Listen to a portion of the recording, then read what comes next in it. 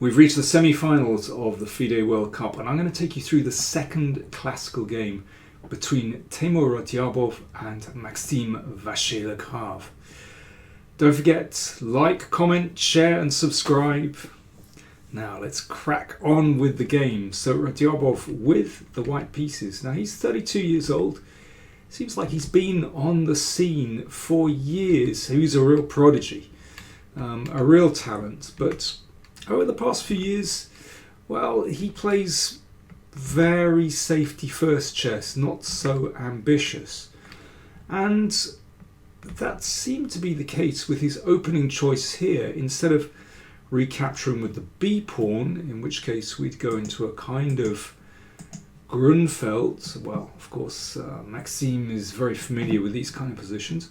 Instead of that, Radjabov recapture with the D pawn, allowing an exchange of queens. Now you might recall this was exactly how the game between Carlsen and Vachier-Lagrave went 2 years ago in St. Louis. In fact, a very complex endgame arose, which Maxime won. But no doubt Radjabov would be ready with an improvement there. But instead, Maxime avoided that endgame with Queen c7, so that's quite ambitious. And now he has played this before. Wesley So, for example, played Bishop e3 against him in a couple of games, but Radjabov played, I think, in a more straightforward way, Bishop d3, which points in this direction. And Queen e2, so this is a classic kind of attacking formation for the king side. Now here, one way to go might be to play knight c6 and b6 and bishop b7. The bishop belongs on that long diagonal, but instead bishop d7. And here I was expecting Maxime to play bishop c6 and then knight d7, and just to hang back with the king to see how white committed first. So for example, if this pawn advances, then knight d7, and there's pressure here. Bishop is beautifully placed on the long diagonal. Maybe he was concerned a little about b4, with the idea of just pushing that bishop back. When white has a bit of a space advantage, I mean, I think it's still fine for black.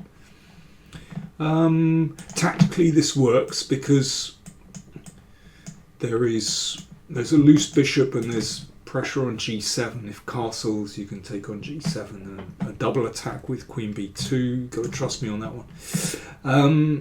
So b4 is interesting. Maybe that's what Maxime was sort of had in his mind. And so instead he castled straight away.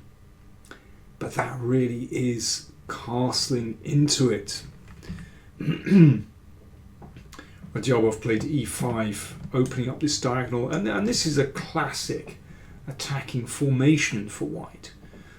That e-pawn is a kind of spearhead controlling these, excuse me, that's a mouse slip, controlling these key squares, and that prevents black from defending successfully. I mean, we see this kind of formation from so many different openings. The c3 Sicilian from Slav, the Queen's Gambit accepted, and many others. This is fun for white, this is the target, and this bishop is also very well placed.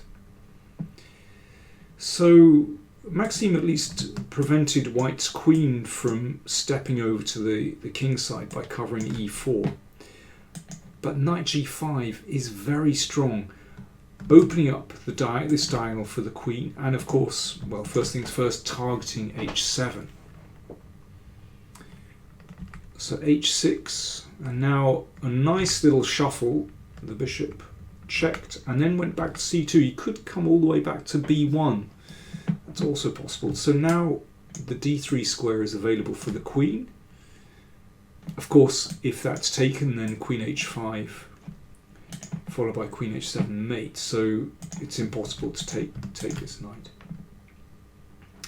And now queen d3 is a nasty threat. So Maxime had to improvise. He played c4, covering the d3 square. And of course, if that's taken, then you can actually take this because there's no check there. Now rook e1, very sensible move. Knight h7 also possible, but rook e1, very straightforward. Defending this pawn, so that could allow the queen to come over to h5 later on. But yeah, a very steady move. And now, for example, if knight d7, then yeah, this move queen h5 threatens here. If king here, you can already sacrifice, and bishop takes h6, and this is absolutely crushing. White is only a piece down, but well, there's actually no defense here. Threat is to take here and to come into h7. Depends how black plays, but sometimes you don't even need to sacrifice. Here is possible. If pawn takes, of course, queen h7 mate. I mean, it really is clockwork. You know, this queen h5 attack is so strong. So because of that, after rook e1, Maxime played queen d8,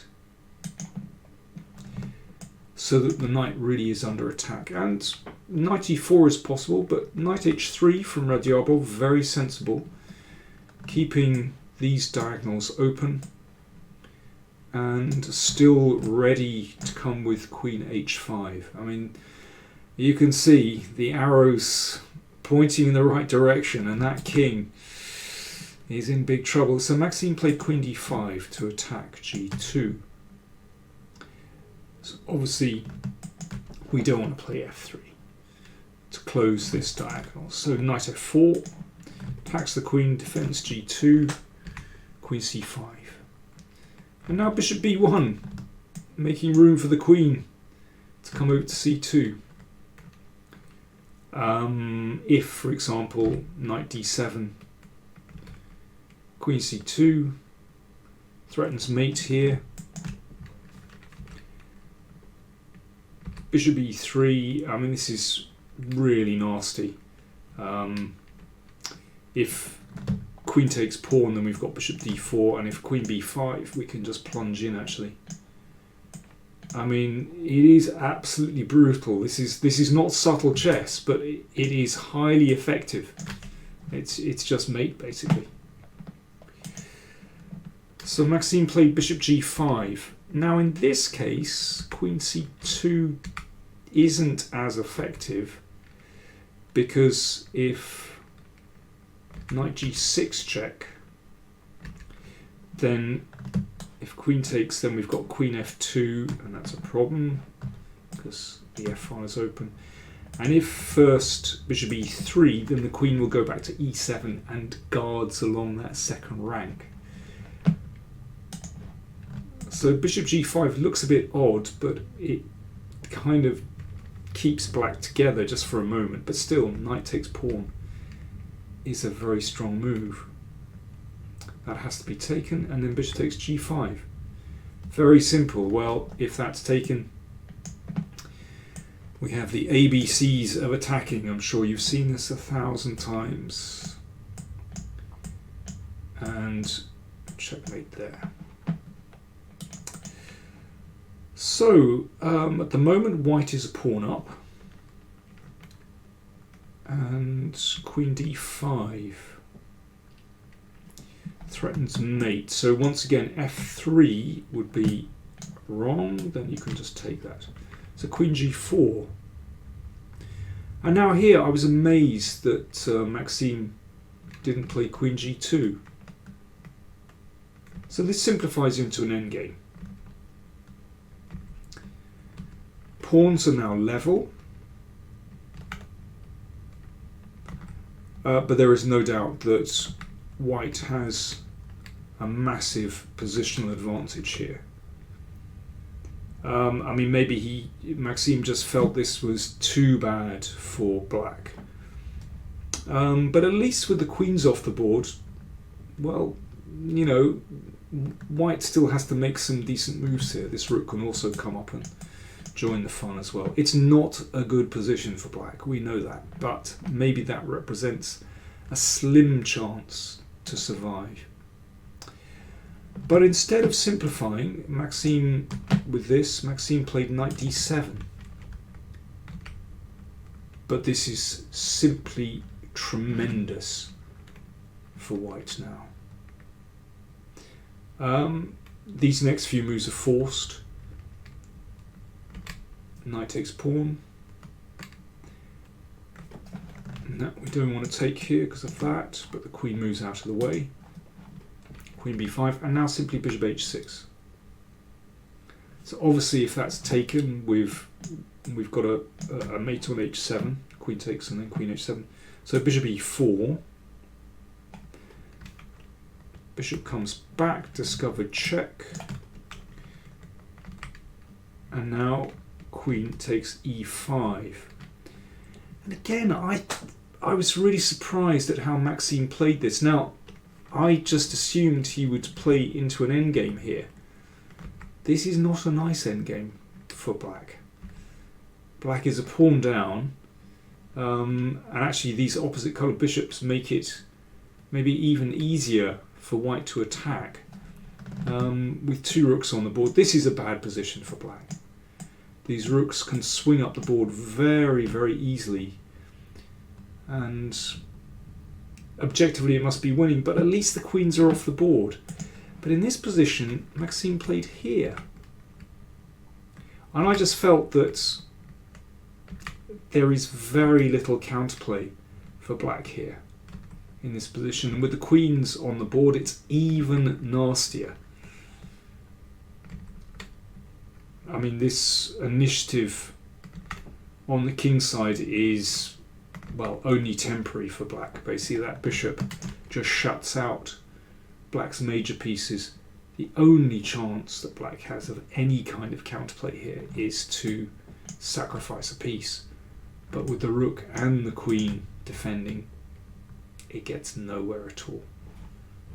Well, in fact, in this particular case, white can exchange queens straight away. I mean, obviously that's not working. But even when there isn't that on, black really isn't going anywhere with this attack. Now, let's bring the rook over. White can play this very steadily. I mean, this is just the kind of position that Radjabov is superb at, actually. He is a steady player, positionally very responsible. He knows how to attack as well. But I've seen him on many occasions play with such a grip on the position. And he understands that here black has zero counterplay if he just holds the position together. And this transfer to the bishop, transfer to e5 by the bishop, of course, is excellent. It's done its job on g5, and now switches to e5 to attack the key g7 point. Let me see. Once again, white always has to take care of this. Let's just have a quick look. Let's just check it. I'm sure Radjabov was checking this in every single position. We can trade queens. And that really is game over because this bishop is so powerful. So b5, I mean, black actually has nothing here. Nice little shuffle of the queen around to g3. So even more pressure here. That's nice. And now this allows this rook up the board. That just blocks this one out. Obviously blocks the queen exchange. And it's good to get rid of that rook because then the h-pawn will actually come into play. I mean, that will be the straw that breaks the camel's back, actually. Here we go, h5. Told you it was coming. I mean, it's very straightforward.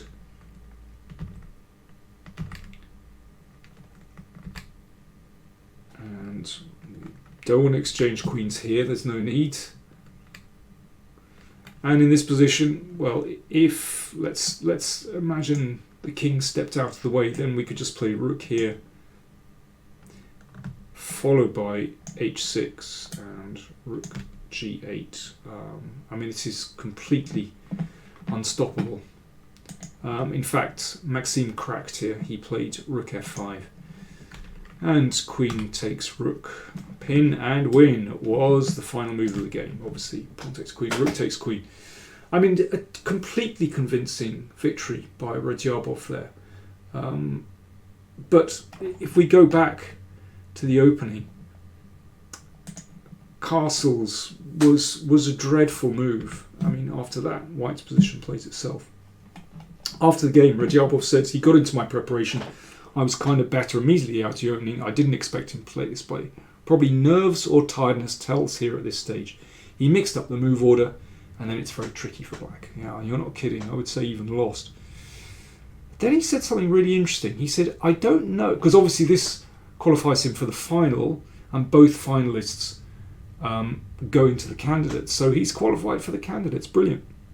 But he said, I don't even know if I'll play the candidates. But to get the place and an invitation to a nice party is always good. Now that's interesting. That shows that over the past few years, he's been lacking ambition. But surely, he's got a few months to prepare. He'll go for it. Thanks for watching. I'll be reporting on the other semi-final maybe tomorrow after the tiebreaks.